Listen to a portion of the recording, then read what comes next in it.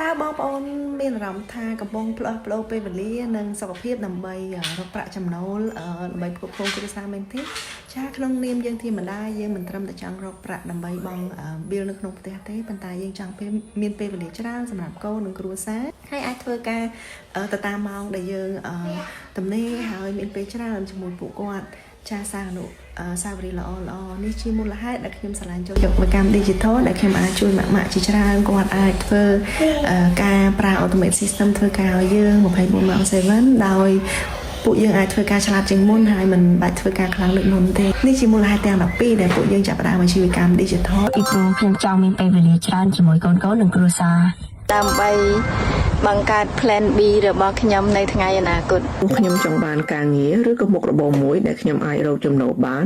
ដោយខ្ញុំមិនចាំបាច់មានវត្តមាននៅទីនោះគ្រប់ពេលវេលាបានសេចក្តីថាខ្ញុំអាចធ្វើវាបានទៅតាមពេលវេលាជាក់ស្ដែងដែលខ្ញុំមានដោយសារតែខ្ញុំចង់មានមុខរបរផ្ទាល់ខ្លួនហើយដើម្បីមានសេរីភាពពេលវេលានិងសេរីភាពហិរញ្ញវត្ថុដោយខ្លួនឯង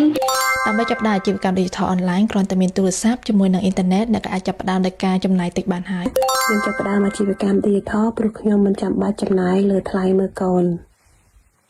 ពេលដែលខ្ញុំចាប់ផ្ដើមអាជីវកម្មមួយនេះ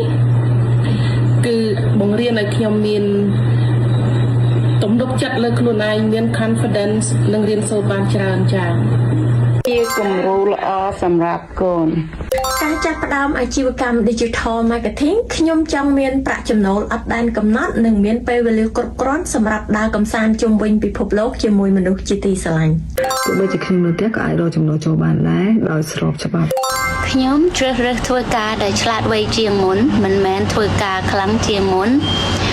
ដើម្បីមានពេលវេលាឲ្យកូនរបស់ខ្ញុំនិងគ្រួសាររបស់ខ្ញុំ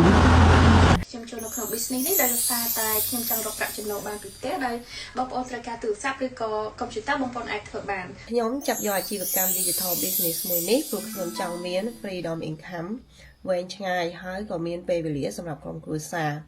ហើយក៏ខ្ញុំអាច build income online for my future ចាបើសិនជាម៉ាក់ហត់នឿយในការធ្វើការប្រចាំថ្ងៃចង់បានចំណូលបន្ថែមចង់មានពេលវេលាជាមួយកូននិងគ្រួសារហើយអាចមានពេលសម្រាប់គ្រប់គ្រាន់សម្រាប់ខ្លួនឯងខ្ញុំសូមណែនាំអាជីវកម្ម digital ដែលយើងអាចធ្វើកន្លែងណាក៏បានពេលណាក៏បានឲ្យតែមានប្រព័ន្ធអ៊ីនធឺណិតហើយបងប្អូនគ្រាន់តែចុចពាក្យ